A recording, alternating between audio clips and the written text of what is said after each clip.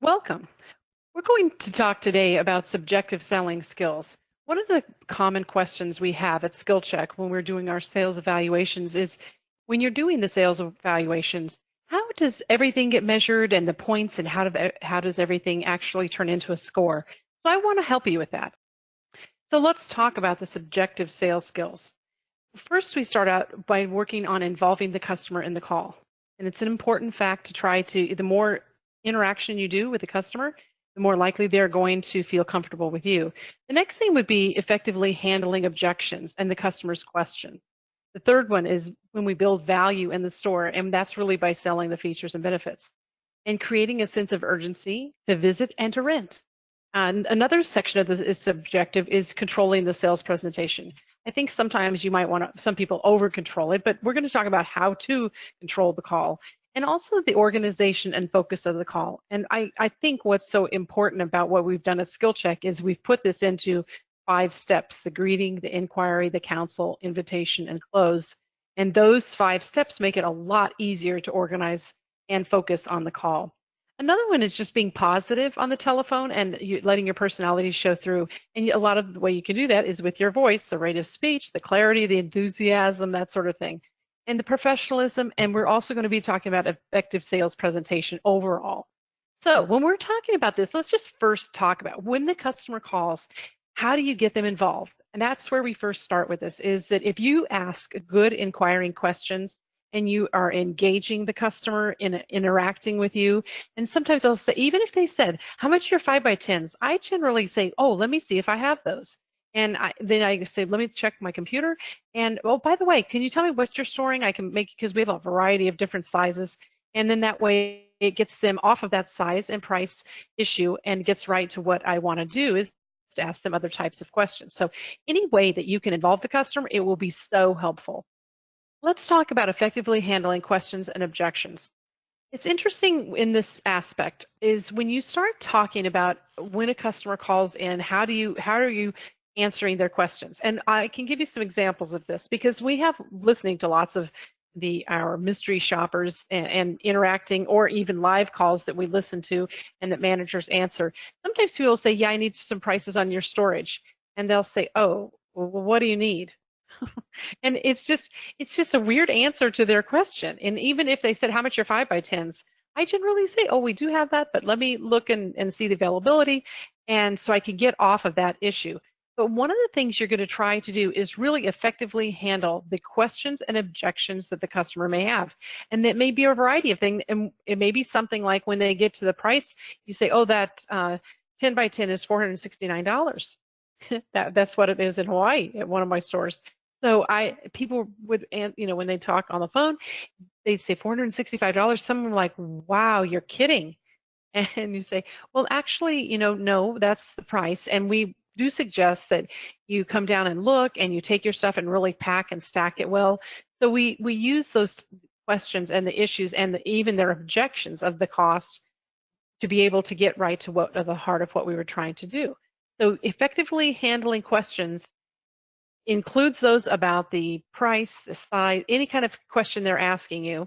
And sometimes people say, oh, I want some information about your storage. And I've heard people respond to that, managers saying, what do you want? You have to be more specific. Like, oh boy, they sound like they rolled across the bad part of the bed and woke up in a bad mood. I don't know. I'm just saying that how you handle their questions at the very beginning or throughout the call will absolutely make a huge difference in your ability to interact with the customer. So one of the things you're trying to do is you get this information and you're trying to build value by selling the store's features and benefits. Now, not everyone is going to have a nice, new, beautiful store like you can see here, the all indoor air conditioned property. But what you're trying to do is make sure what the feature is, and then add the benefit to it so they know the value of it. You might say, oh, we have drive-up spaces and we have some interior spaces. A lot of times we use vernacular and words that they don't really understand. And again, that may be the interior hallways. It may be some of the things that we talk about that we assume that they know that they really don't. Because look at this particular property we're looking at here. They're all indoor, so it's going to be a different sort of experience. There's nothing that's going to be a drive up. And sometimes people say, oh, the exterior spaces are this, and I would like to say that you can drive right up to the door, and the other ones are inside a hallway. But the interesting thing about the ones that are inside the hallway, there's positives and negatives to each of those. It's very convenient to have one outside that you just drive up to, and it's just so easy to unload and load and whatever they're doing. However, it does get a little dirtier inside, and it just has it's not as easy to get things in and out if there was inclement weather. So if you have an interior space, you want to be able to sell that, the features and the benefits, when you're talking about every aspect of your store. And even if they say, oh, maybe you say, oh, it's upstairs. Well, if you have an elevator, I wouldn't say upstairs, number one, because they're getting to use an elevator. I prefer not even to say it's a level or anything like that. It's important to get them to the store, so I'm going to make it as simple as possible and just give them the conveniences and not dwell too much on things that they might think are negatives later on, like the upstairs, which is not really, I mean, these would be upstairs, but look at these elevators. You can get in and out of them easily. There's no real issue here. So a sense of urgency to visit and rent. I'm actually appalled sometimes at the lack of effort of someone trying to, as a manager, not really trying to close the sale or get to the point where they get the person down there. Because you can't just, giving out information and never inviting them down and trying to close the sale, if you will, or ask for a reservation, whatever it is, but don't be afraid to do that. These people actually are calling because they want what you have. The question is, where are they going to rent from? If they have 5 different choices or 13 different choices, a lot of it will depend on how quickly or where you fell in the calling chain. But again, if you have a nice positive voice, and some things that we're going to talk about in a minute, but you absolutely need to be thinking about getting the person down there to rent, because or making some kind of reservation. Very important. Let's also talk about controlling the call, because when you're controlling the call, you just don't leave time and space in the call to where they may say, okay, well, thanks a lot, bye. Because the problem, if you're not controlling it and you're letting things happen and they don't know what you're doing, like let's say you're looking at prices in the computer or you have a price sheet out on your counter, just say, oh, let me look at the different prices. I do have, and continually talk to them. And you don't have to put them on hold or anything. Just say, I've heard that before, where someone said, oh, I'm going to put you on hold while I look that up. Well, it's more important to talk to them, interact with them, say, how's your day today? And, oh, as you're looking it up, or talk to them in some way. Oh, by the way, I forgot to get your name. So that's the way, is to be able to control that call. You don't want to bore your customer with any kind of script. You want to make sure you're involving the customer in the call. Otherwise, they will think it's some sales presentation that they can't even possibly interrupt you. There's got to be a give and a take of information, because you can't. And literally, we've had phone calls that have lasted 15 or 20 minutes long, and it was horrible to listen to. And you would think after all that time you get all these points. But especially when you're looking at these subjective points, that's where we would pull down on your ability to actually do well as far as interacting with the customer or keeping their interest and controlling the call. So it really is important to make sure you're interacting with that customer and they're with you throughout the call. So you got to ask questions too. That's important.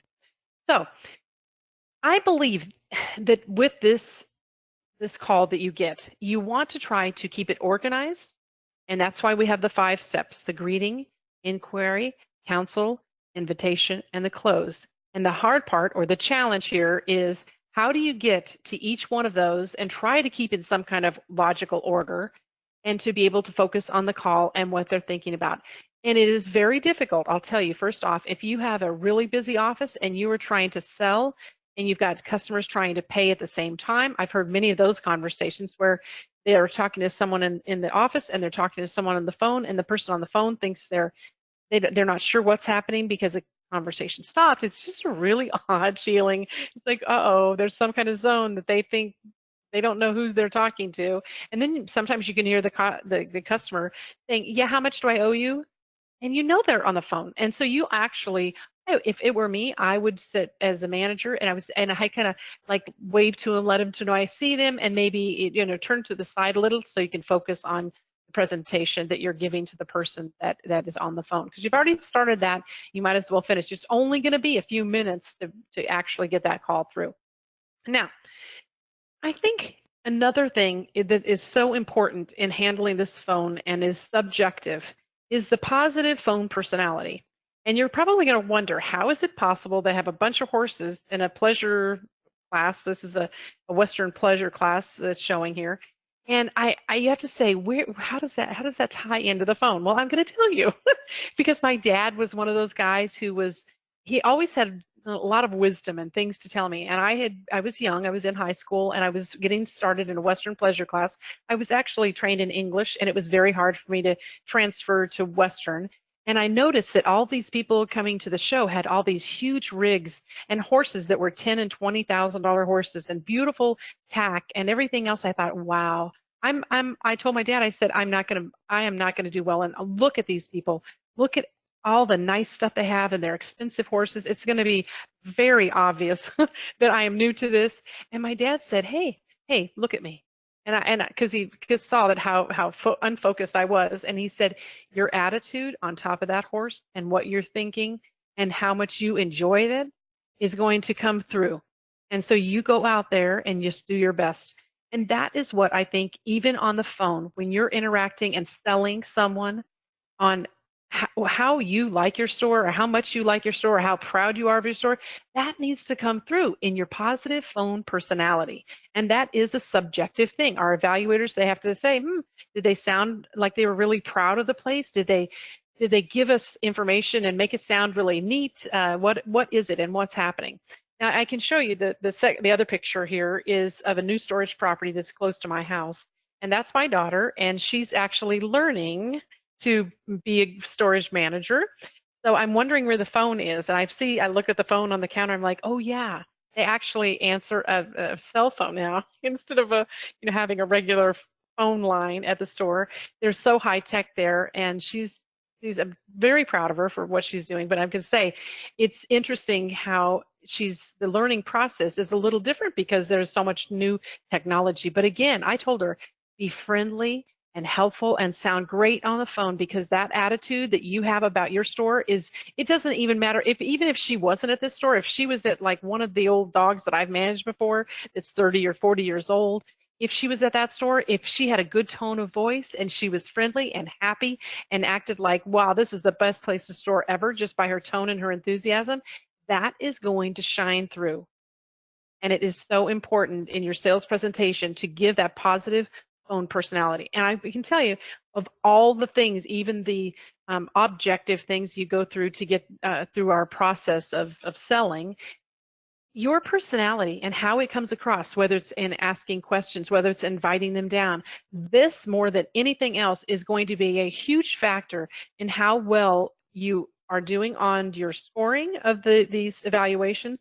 But truly, the real measure here is getting people to the store because they want to talk to you.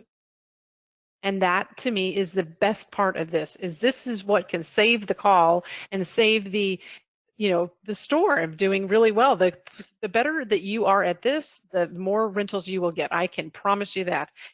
But one of the things I always tell people that are starting new into self-storage and their owners, I'm just saying, hire for very friendly people, because that is going to make a difference, because you have to want to be in this business and like this. So a lot of that comes through with your voice. And I know I've heard people say, oh, anybody can run those places. No, I say you have to have a lot of intelligence. You have to have a lot of business savvy to be able to do it, because there's so many different things you have to do. So again, I think with this voice, you need to work on your rate of speech. You can't be so fast that they can't even write the totals down. I've had people where I was like, I can't even write the size and the price down fast enough to be able to keep up with them, because they're in such a hurry. And you have to worry about your volume. Are you too quiet or are you too loud? You're like, oh boy, they're so loud we can't even, be able to. The person's like they're yelling at you, and some of that comes with they are thinking you're mad. And the enthusiasm that we just talked about, and professionalism. And I have a really great call from many years ago, and this wife or this husband answers the phone, and then he yells to his wife and he goes, hey Mary, where's your price list? And he was from the South, and I did not do a very good job of that. However, the interesting aspect of it was that it was so unprofessional, but I guess there was a folksy thing about it. The customer probably really, they liked those people. But again, try to be professional. If you're putting, if you have to talk to another customer, say, just a minute, let me put you on hold and then come back to it, and I'll be right back with you. The other thing is to use vocal variety.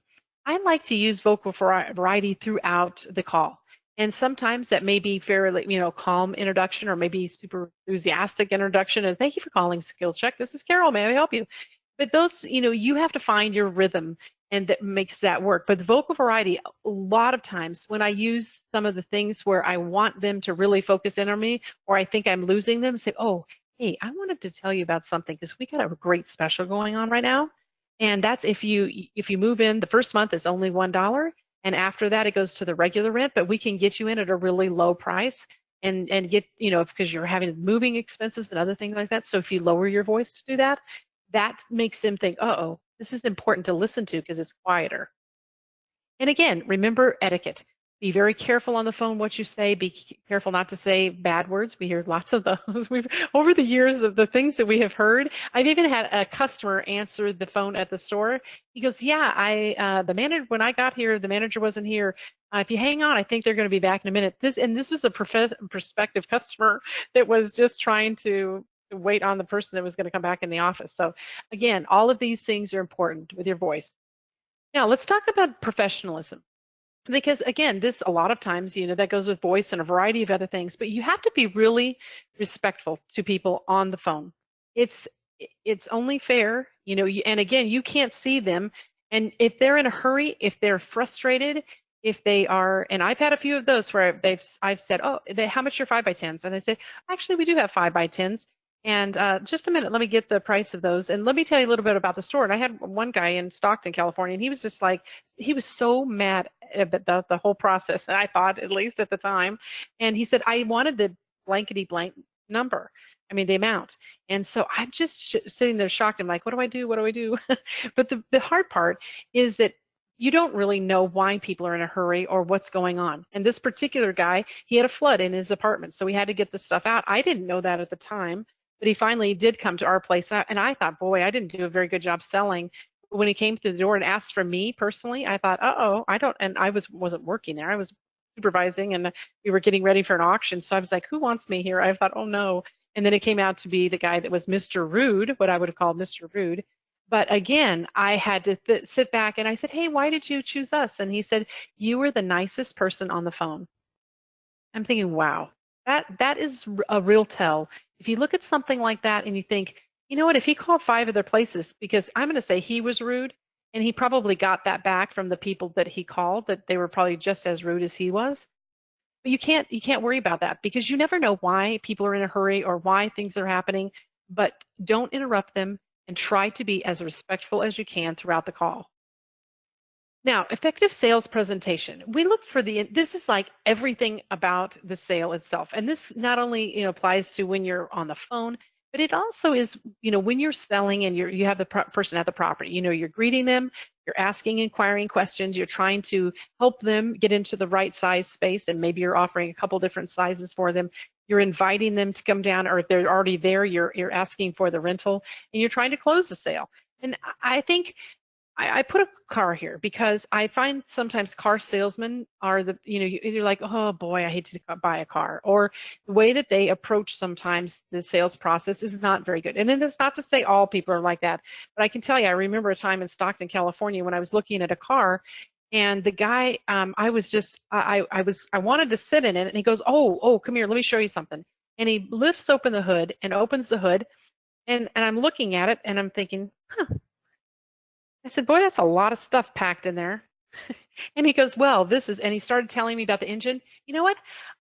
Honestly, I liked it because of the color, and I was ready to buy it before he ever even showed me. And he said, well, didn't you want to see the engine? I said, you know what? My last probably 3 or 4 cars, I never opened the hood. And he's probably looking at me like, are you kidding me? But think about effective presentation. You have to make sure you're doing all of the things right throughout the call. And remember, if a customer wants to take you in a different direction, instead of looking under the hood, that think it's something that they don't think is important, take them to other things that are. Does that make sense? Because not you may have all these things you think, oh, this is so awesome about our storage place, but if that's not what they're interested, or if they're in a hurry to just get it done, and I mean, don't you love those people that like show up with a truck and say, hey, I need storage? They don't even know that you have any available or anything. They're just assuming that you're going to have some available. And then you're like, oh, let me look. And those, you don't have to do a lot of selling too, because they're already there and they're waiting. That's why, and I've heard before, I had a manager that had that happen. And she goes, oh, and we've got a special of 1 month free. I'm thinking, oh, they were here with the truck loaded up and you're now offering them a free month. And it just didn't see the point because they were already there. You had them. They were ready to sign. They were ready to sign the agreement just because they had people there to help them move and everything. So think about those things when making every sale effective. What greeting, inquiring questions, counseling them to how you use your property, inviting them down or reserving, and then closing the sale and getting them in there. That's just the best way to do it. So I really want to thank you for listening to this webinar. We call them webinettes because they're so short and cute. So, but thank you so much for listening. If you have any questions, you can certainly get a hold of me at carol@skillcheck.com. I have lots of people asking sales questions or for techniques or different things. You can call us at the 800 number. It's on here, and also you can go to our website if you're interested in other things that we do and other training that we have. Well, thank you so much. Bye.